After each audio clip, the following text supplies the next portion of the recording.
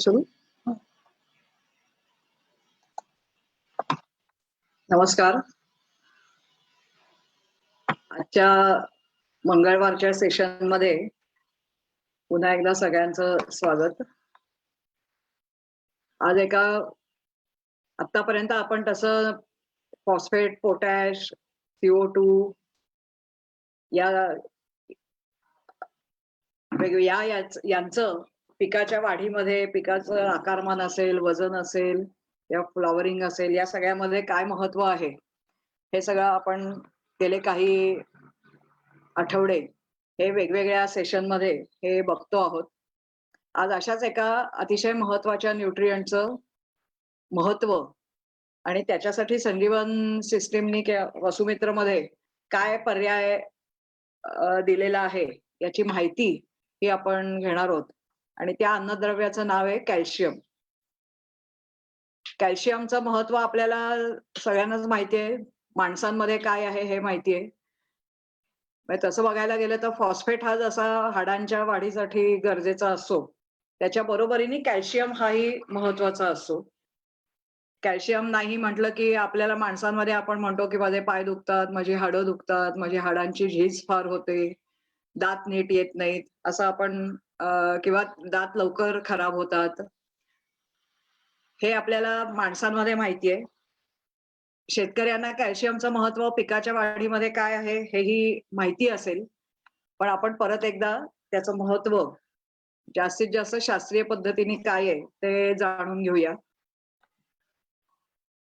ते महत्व माहिती करून घ्यायच्या आधी कॅल्शियमचे वेगवेगळे जे काय स्त्रोत आहेत त्याची माहिती आपण घेऊया. केमिकल त्याचा जो स्त्रोत आहे, तो जो सोर्स ज्याला आपण म्हणू, तो जो आहे ते आपल्या सगळ्यांना अनेक जण माहिती आहेत की कॅल्शियम नायट्रेट आपण वापरतो. ते तर सगळ्यांनाच अगदी तोंडपाठ आहे. कॅल्शियम नायट्रेट चिलेटेड स्वरूपातलं कॅल्शियमही आहे. कॅल्शियम क्लोराईड अनेक जण वापरत असतील. आणि वसुमित्राचा जो पर्याय आहे तो म्हणजे संवेद कॅल्बी-3.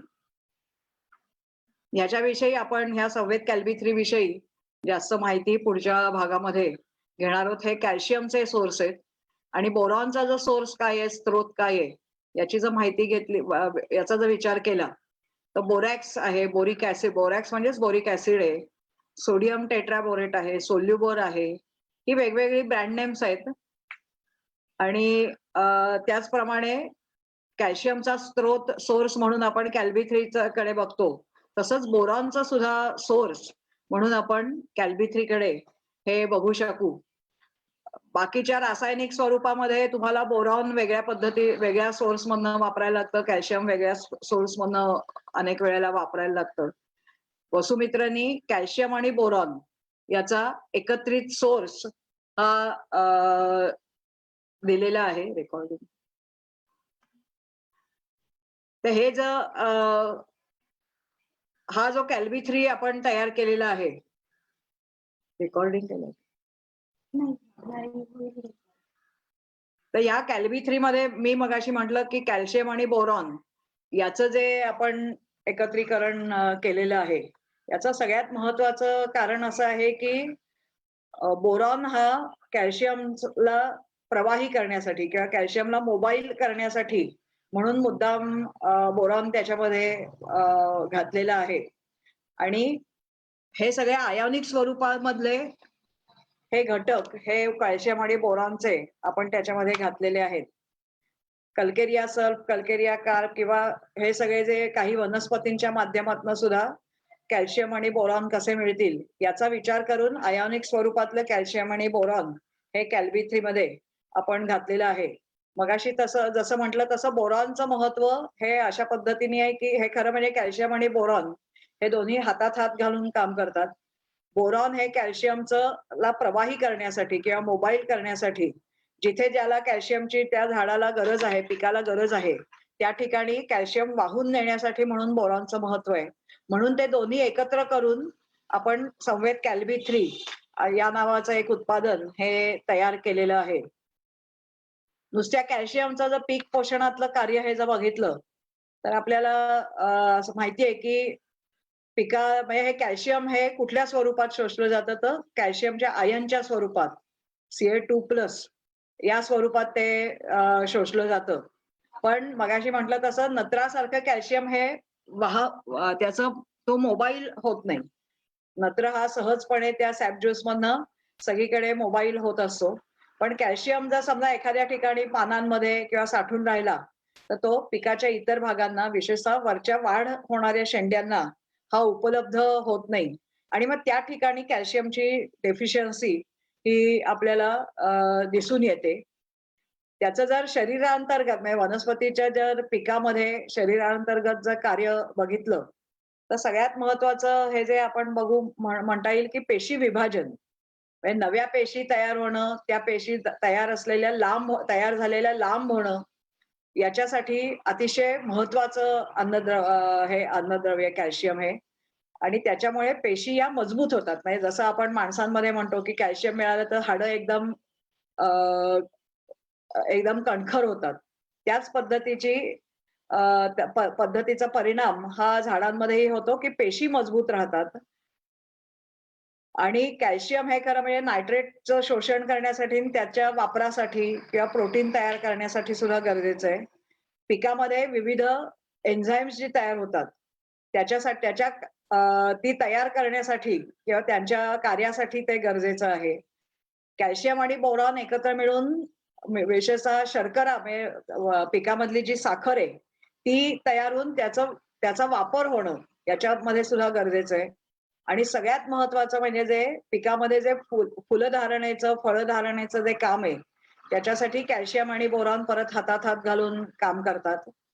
आणि पिकाची क्वालिटी उत्तम राहण्यासाठी, ती कशी उत्तम राहते ते आपण पुढच्या स्लाइड्समध्ये हे बघूया. आणि कीपिंग क्वालिटी उत्पादन अधिक काळ टिकून राहण्यासाठी सुद्धा कॅल्शियम मदत करतं. आणखीन एक कॅल्शियमचं अतिशय महत्वाचं काम पिकामध्ये असं आहे की पिकाचं संरक्षण उष्णतेपासून. म्हणजे उष्माघात विरोधी प्रथिनं ही कॅल्शियममुळे तयार होतात आणि उष्णतेपासून पिकाचं संरक्षण हे होतं. म्हणजे ज्या अनेक वेळेला अ, अ, जसे डाग पडतात उष्णतेमुळे, तर ते कॅल्शियम बोरॉनचा जर वापर झाला, तर ते डाग पिकावर पडू शकत नाहीत. आणि रोगप्रतिकार शक्ती वाढणं. अनेक वेळेला जे बुरशीजन्य, जीवाणूजन्य रोग जे येतात, ते कॅल्शियम बोरॉनच्या डेफिशियन्सीमुळे, विशेषतः कॅल्शियमच्या डेफिशियन्सीमुळे हे येतात. तर त्याच्या विरुद्ध क्षमता म्हणजे रोगप्रतिकारक क्षमता वाढवणं, हे कॅल्शियमचं फार महत्वाचं कार्य पिकामध्ये आहे. आणि बोरॉनचं सुद्धा म्हणजे मगाशी म्हटलं तसं कॅल्शियम आणि बोरॉन हे हातात हात घालून काम करतात.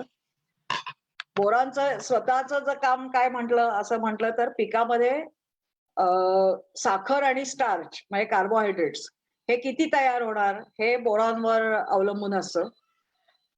आणखीन एक त्याच्यापेक्षा बोरॉनचा महत्वाचा उपयोग म्हणजे पिकात जी साखर तयार होते किंवा कार्बोहायड्रेट जे तयार होतात, त्याचं वहन हे बोरॉनवर अवलंबून असतं.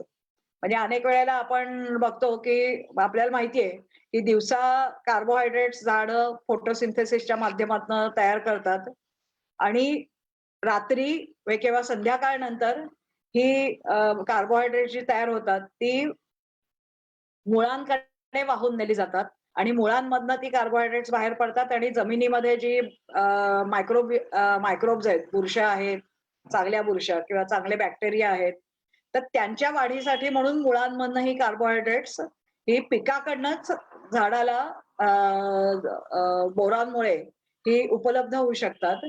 आणि याचं जे हे वहन आहे, म्हणजे बोरॉनला असं म्हटलं जाते, की बोरॉन हा याच्यामध्ये एखाद्या वॉचमन जसा असतो प्रवेशद्वारामध्ये, त्या वॉचमन सारखा बोरॉन तिथे काम करतं. बोरॉन जर नसेल तर या कमी असेल, तर पिकांनी तयार केलेले हे कार्बोहायड्रेट्स हे मुळांकडे जाऊ शकत नाहीत आणि त्याचा परिणाम जमिनीतल्या मायक्रोबचं पोषण होऊ शकत नाही. म्हणजे ते अशा पद्धतीने त्यांचं वहन करणं, ते वाहून नेणं मुळापर्यंत आणि सकाळी परत सूर्यप्रकाश पडला, की परत हे कार्बोहायड्रेट्स पानांकडे नेणं. हे काम बोरॉनमुळे पीक हे स्वतः करू शकतं. त्याच्यानंतर बोरॉनचं अजून एक महत्वाचं जे काम आहे म्हणजे परागीभवन आणि बीज निर्मिती. याच्यासाठी अतिशय बोरॉनची गरज ही झाडामध्ये असते. त्याचबरोबर कॅल्शियमच्या बरोबरीने पेशी विभाजन होणं, नत्राचं मेटाबॉलिझम होणं, प्रथिनांचं चयापचय किंवा मेटाबॉलिझम होणं, हे सुद्धा बोरॉनमुळे घडत असतं. बोरॉन हे पेशीभित्तिका तयार होण्यामध्ये खूप गरजेचं आहे. म्हणजे इथे दोघंही एकत्र काम करतात, कॅल्शियम आणि बोरॉन. आणि ते दोघंही जर व्यवस्थित मिळाले तर त्या पेशीभित्तिका व्यवस्थित कणखर होतात आणि पिकाला म्हणजे उष्णतेपासून संरक्षण करणं किंवा कीड रोगांपासून संरक्षण करणं हे पिकाला शक्य होतं. मगाशी म्हटलं तसं जल व्यवस्थापनातही ते गरजेचं आहे.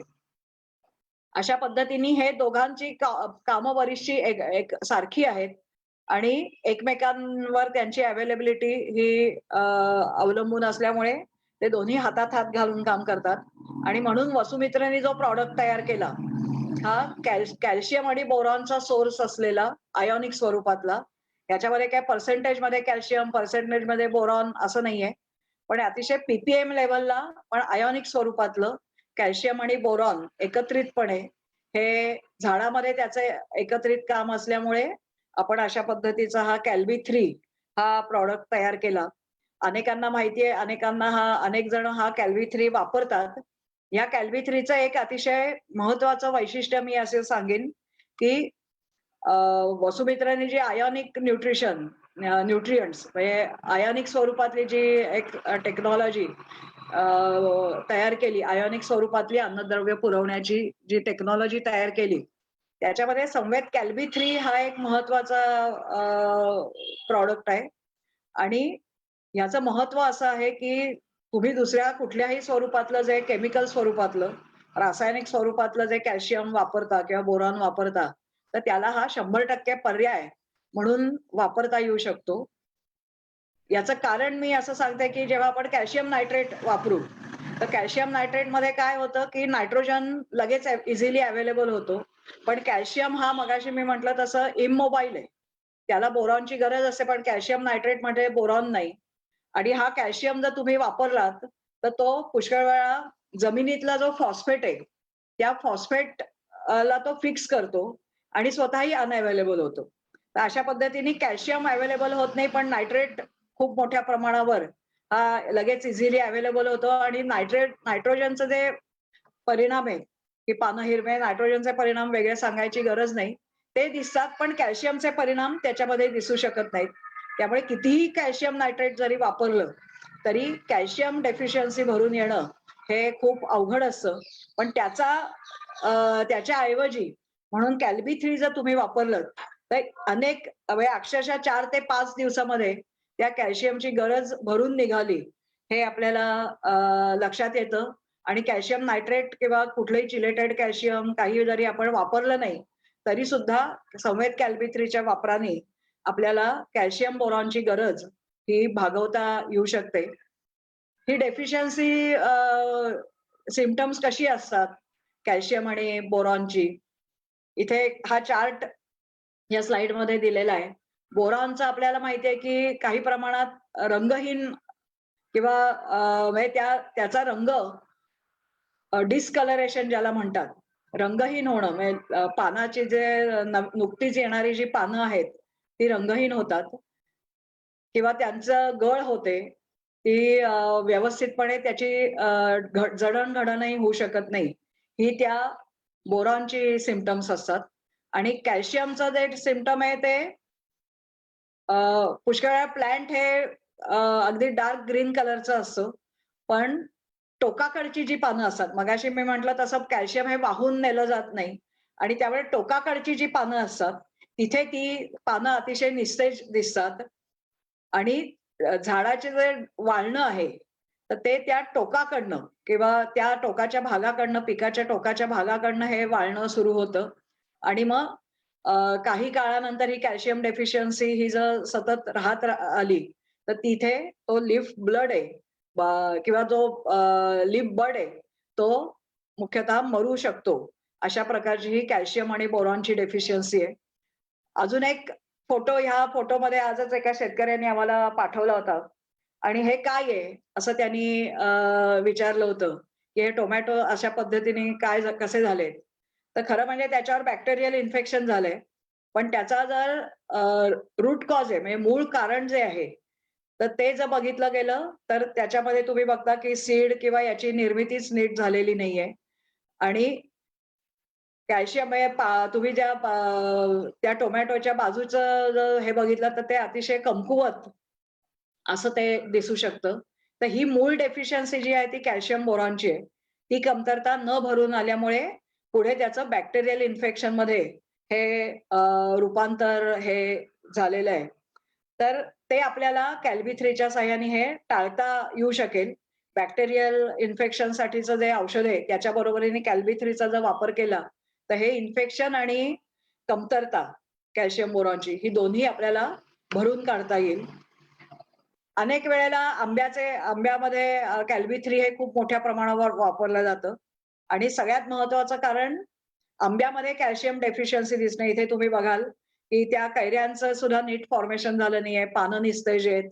इथे आंब्याचं जर तुम्ही बघितलं, फोटो बघितला, तर ते आतलं म्हणजे ते आतला जो गर आहे, तो सुद्धा नीट तयार होऊ शकला नाहीये. अशा पद्धतीची ही कॅल्शियम बोरॉनची डेफिशियन्सीमुळे हे लक्षात चित्र आंब्यामध्ये दिसू शकतं आणि तिथे म्हणजे विशेषतः आंबा जिथे होतो कोकणामध्ये मोठ्या प्रमाणावर, तिथल्या मातीचा जर तुम्ही विचार केलात, तर ती माती सगळी लाल माती आहे. तिथे लोह भरपूर प्रमाणात आहे.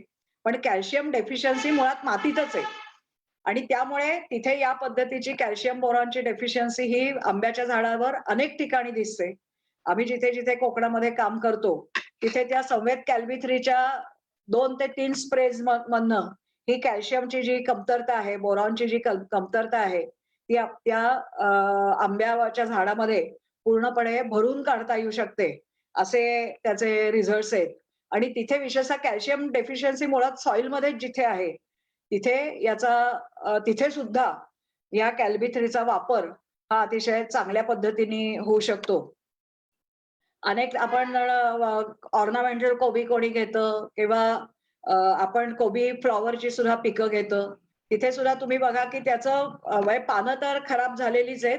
पण आतला जो गड्डा तयार होण्याचं जे काम आहे, ते सुद्धा नीट कॅल्बी-3 म्हणजे कॅल्शियम बोरॉन जर डेफिशियंट असेल, तर ते नीट होत नाही आणि मग पुढे त्याचं मगाशी मी टोमॅटोचं दाखवलं, तसं ते त्या रोगामध्ये सुद्धा त्याचं रूपांतर हे होऊ शकतं घाण्या रोगामध्ये किंवा याच्यामध्ये आणि इथे सुद्धा त्या बॅक्टेरियल इन्फेक्शन म्हणजे ते अ, अ, नाहीसं करण्यासाठी जसं आपण बॅक्टोगार्ड म्हणजे आपलंच वसुमित्रचं प्रॉडक्ट आहे त्याचा जसा वापर करू, तसा संवेद कॅल्बी-3चा त्याच्या बरोबरीने वापर करणं हे अतिशय गरजेचं हे होऊ शकतं.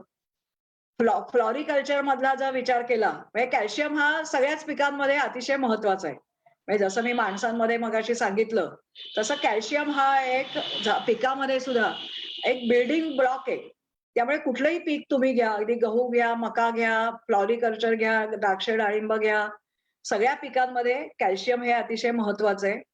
आणि आता हे जरबेराची सुद्धा तुम्ही म्हणूनच फ्लॉरिकल्चरचं सुद्धा मी तुम्हाला दाखवतेय, की जरबेरा पिकामध्ये सुद्धा अशा पद्धतीने ही डेफिशियन्सी दिसते आणि ती कॅल्बी-3च्या यानी आपल्याला भरून काढता येते. हे शेवंतीचं तुम्ही बघा, विशेषतः इथे जे आपल्याला दिसतंय पानांमध्ये कॅल्शियम डेफिशियन्सी दिसतीये आणि फुलं तुम्ही बघा, की फुलाचं नीट त्याचा आकारच फुलं नीट फॉर्मच झालेली नाहीयेत. हे कारण म्हणजे कॅल्शियम आणि बोरॉन याची एकत्रित कमतरता ही आपल्याला दिसते आणि इथे सुद्धा संवेद कॅल्बी-3चा वापर हा होतो. मक्याच्या पिकामध्ये सुद्धा मगाशी मी म्हटलं तसं टोकाकडची जी पानं आहेत, त्याचं फॉर्मेशन नीट झालेलं नाहीये आणि म्हणून मक्यामध्ये सुद्धा कॅल्शियम बोरॉनची डेफिशियन्सी ही दिसू शकते. ही जर वाढत राहिली, तर ते मक्याचं जे कणीस आहे, त्याचं सुद्धा नीट आकार आणि त्याचं पूर्ण दाणे भरणं, दाणे तयार होणं याच्यावर परिणाम हा होऊ शकतो. हे ढोबळी मिरची, टोमॅटो ही तर त्याची कॅल्शियम, बोरॉनची डेफिशियन्सी दिसणारी अगदी नेहमीची पिकं आहेत. हे तुम्ही बघा डाव्या बाजूला जे फोटो दाखवलाय ते कॅल्शियम कमतरता दाखवली, की आपल्याला असं वाटेल, की एखादं काहीतरी अ, मगाशी टोमॅटोचं जसं दाखवलं, की फंगल इन्फेक्शन आहे का बॅक्टेरियल इन्फेक्शन आहे. पण हे खरं म्हणजे कॅल्बी-3ची कॅल्शियमची कमतरता असलेल्याचा हा फोटो आहे आणि त्याच ठिकाणी कॅल्बी-3 वापरल्यानंतर पूर्णपणे म्हणजे जो डाग पडलेला आहे त्या ढोबळी मिरची लगेच ती हे होणार नाही, पण नवीन येणाऱ्या ज्या ढोबळी मिरच्या आहेत, तर त्यांचं अतिशय हेल्दी आणि कुठेही कुठल्याही प्रकारचं डाग न पडलेल्या अशा ढोबळी मिरच्या या शेतकऱ्याला घेता येऊ शकतात. तीच परिस्थिती टोमॅटोवर होऊ शकते. आपल्याला माहिती आहे की ब्लॉसम अँड रॉट असं याला म्हणतात. डावीकडच्या भागामध्ये तुम्ही बघा की टोमॅटोचा जो खालचा भाग आहे तो कॅल्शियमच्या डेफिशियन्सीमुळे पूर्ण काळा होऊन जातो. इथे सुद्धा आपल्याला काही वेळेला वाटतं की हे काय कसलं इन्फेक्शन आहे की काय, पण खरं म्हणजे ती कॅल्शियमची कमतरता आहे. आणि तेच कॅल्बी 3 त्या ठिकाणी ही सिम्पटम्स दिसायच्या आधी वापरलं तर हा प्रश्नच येणार नाही. पण सिम्पटम्स दिसायला लागल्यावर कॅल्बी 3 जर वापरलं तर लगेच अतिशय चांगल्या क्वालिटीचे कुठेही काळा डाग नसलेले असे टोमॅटो हे आपल्याला टोमॅटो पीक हे घेता येऊ शकेल. द्राक्षामध्ये तीच परिस्थिती आहे, की जिथे कॅल्बी 3 वापरलं तिथे अतिशय चांगल्या क्वालिटीचं द्राक्ष मण्याची वाढ ही आपल्याला घेता येऊ शकते. द्राक्षातला अजून एक महत्वाचा जो परिणाम आपल्याला सांगता येईल, कॅल्शियमचं एक महत्वाचं जे उपयोग आहे, की लवचिकता, ती जी काडी जी आहे, म्हणजे द्राक्ष मण्याची जी काडी आहे, देठ आहे, तर त्याचं तो लवचिक असणं गरजेचं आहे. तो कडक जर राहिला, तर पुढे त्याचं पोषण त्या घडाचं नीट होऊ शकत नाही. हा जो ह्याचा जो भाग आहे घडाच्या देठाचा जो भाग आहे, तो अनेक शेतकरी द्राक्षाचे आहेत ते बघतात, की हा असा अ, एखाद्या झोपाळ्यासारखा आपल्याला तो हलवता येतोय का?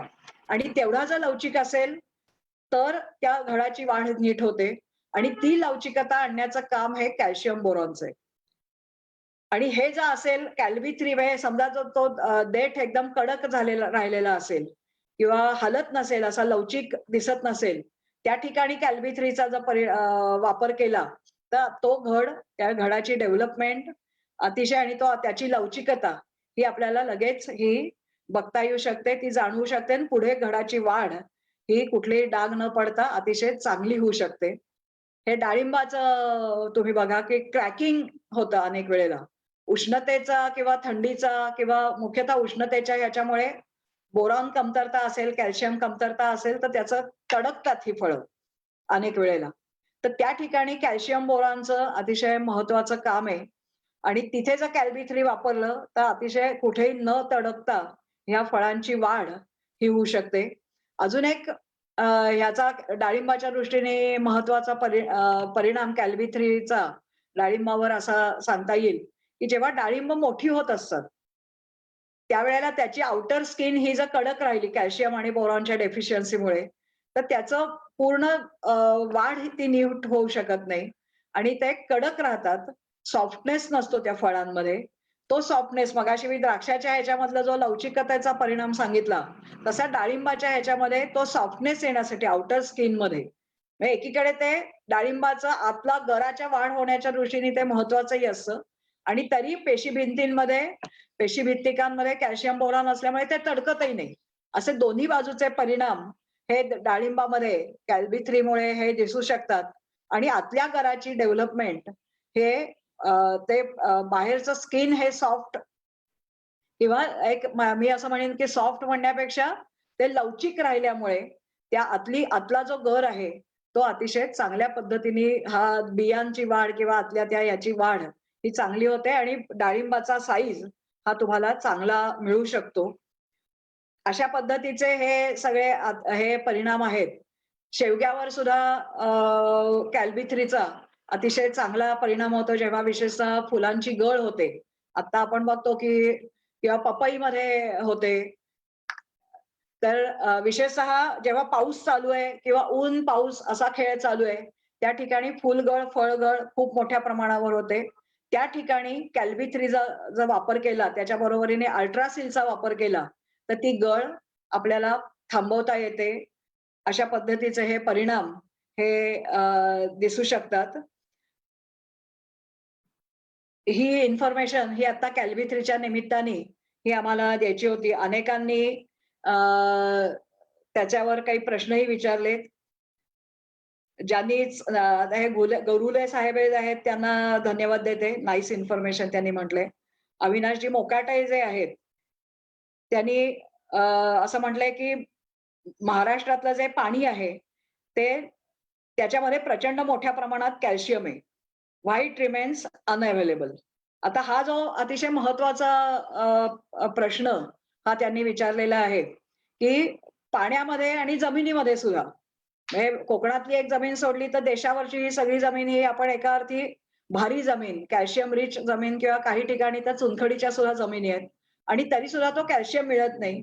जमिनीतला कॅल्शियम किंवा पाण्यातला कॅल्शियम न मिळण्याचं सगळ्यात महत्वाचं कारण म्हणजे जमिनीमध्ये ज्या प्रकारची फॉस्फेटची खतं वापरलेली आहेत, त्या फॉस्फेटला हा जमिनीतला जो कॅल्शियम आहे मोठ्या प्रमाणावर असलेला, तो कॅल्शियम त्या फॉस्फेटला फिक्स करतो आणि कॅल्शियमही अनअवेलेबल होतो.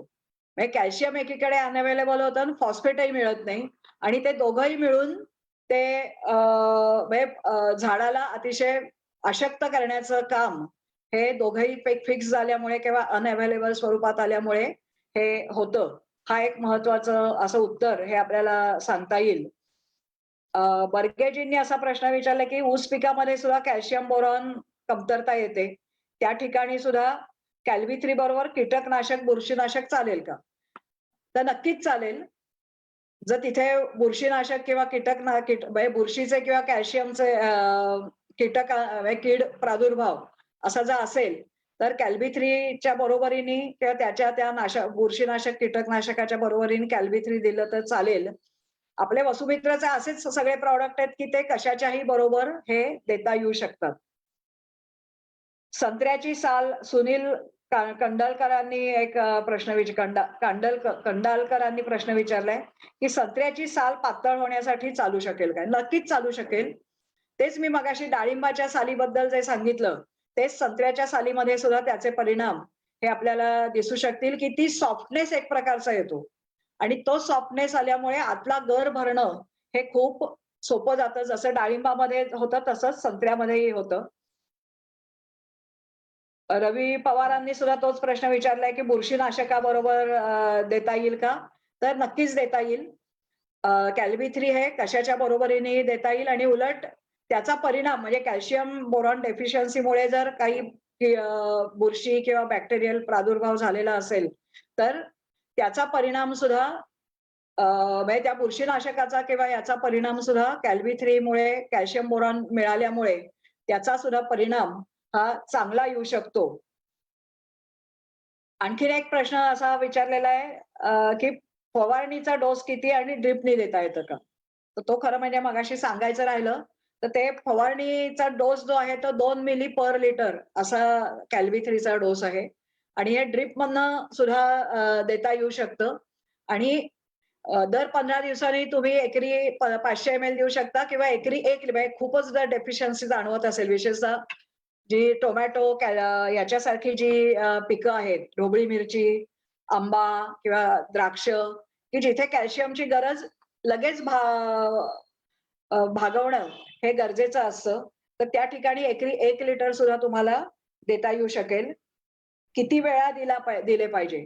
साधारणपणे आम्ही जो अभ्यास केलेला आहे, तर त्यावरून डेफिशियन्सीच्या ह्याच्यानुसार साधारणपणे दर 15 दिवसांनी कॅल्वी-3 किंवा दर 20 दिवसांनी तुम्ही कॅल्वी-3चा वापर करू शकता.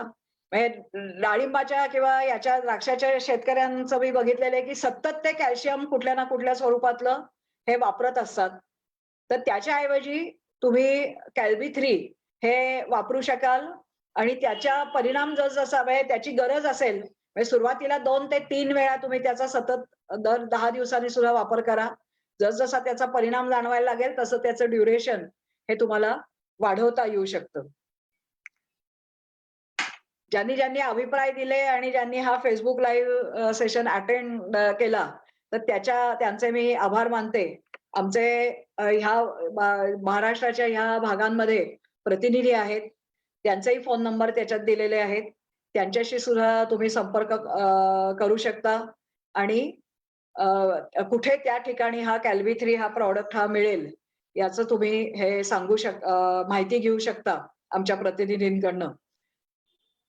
अजून एक प्रश्न मला वाटतं आलेला आहे, की फळे चमकदार होतात का?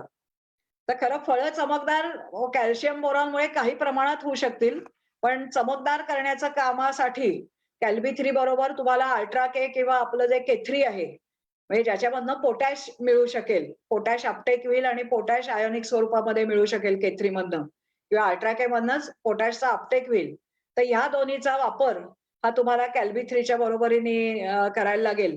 म्हणजे मग फळांवर चमक सुद्धा येऊ शकेल. अजून एक प्रश्न मला वाटतं आलेला आहे. डाळिंबामध्ये काळे स्पॉट कॅल्शियम बोरॉन कमतरतेमुळे येतो का? तर त्याचं एकदा त्याचं एनालिसिस आपल्याला करायला लागेल. पण त्याच्या मागचं एक कारण हे असू शकतं आणि विशेषतः जिथे खूप ऊन आहे किंवा खूप काही वेळेला पाऊस आहे, तर अशा काळात कॅल्शियम बोरॉनची डेफिशियन्सी हे एक कारण असू शकतं. पण त्याच्या बरोबरीने बुरशी आहे का, बॅक्टेरिया आहे का, हे सुद्धा आपल्याला बघायला लागेल. मग तो डाग कसा आहे, खोल आहे का कशा पद्धतीचा आहे, याच्यावरनं ते जर फोटो तुम्ही आम्हाला त्या डाळिंबाचे जर पाठवले, तर कॅल्बी-3 बरोबरीने अजून काय वापरायला लागेल, हे सुद्धा सांगता येऊ शकेल. पुन्हा एकदा सर्वांना धन्यवाद आणि मी हे Facebook लाईव्ह सेशन थांबवते. धन्यवाद.